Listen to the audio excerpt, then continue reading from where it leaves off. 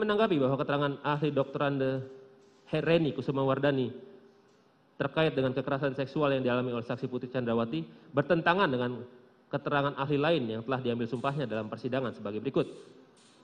Bahwa berdasarkan keterangan ahli Aji Febrianto selaku ahli poligraf dalam persidangan mengatakan bahwa saksi Putri Chandrawati terindikasi berbohong ketika diperiksa dan diberi pertanyaan apakah Anda berselingkuh dengan Joshua di Magelang, yang juga dinyatakan dalam berita acara pemeriksaan laboratorium kriminalistik nomor lab 392 9 September 2022.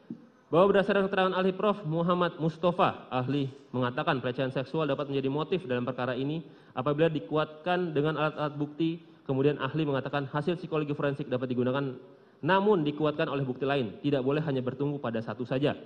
Bahwa berdasarkan keterangan saksi Beni Ali dan Susanto Haris mengatakan bahwa saksi Putri Chandrawati mengatakan adanya kekerasan seksual yang dialami di rumah Duren 3 pada tanggal 8 Juli 2022 dan pada akhirnya diketahui bahwa tidak ada kekerasan seksual yang terjadi di rumah Duren 3 pada tanggal 8 Juli 2022. Bahwa berdasarkan keterangan saksi Richard Eliezer Pudiang Lumiu dan keterangan saksi Susi menyatakan bahwa tidak mengetahui adanya pelecehan di rumah Magelang pada tanggal 7 Juli 2022 sehingga keterangan para saksi ini tidak sesuai dengan keterangan ahli Reni Kusumawardani yang menyatakan bahwa kesesuaian informasi mengenai pelecehan seksual yang dialami oleh saksi Putri diperoleh dari keterangan Susi dan saksi Richard Eliezer Pudiang Lumiu. Kemudian dikaitkan dengan keterangan saksi Putri Chandrawati yang tidak mandi, membersihkan badan maupun mengganti pakaian setelah adanya dugaan pelecehan seksual, padahal ada saksi Susi sebagai ART perempuan yang dapat membantunya. Tindakan saksi Putri Chandrawati yang sama sekali tidak memeriksakan diri ke dokter pasca dugaan pelecehan seksual, padahal saksi Putri Chandrawati adalah merupakan seorang dokter yang sangat peduli dengan kesehatan dan kebersihan.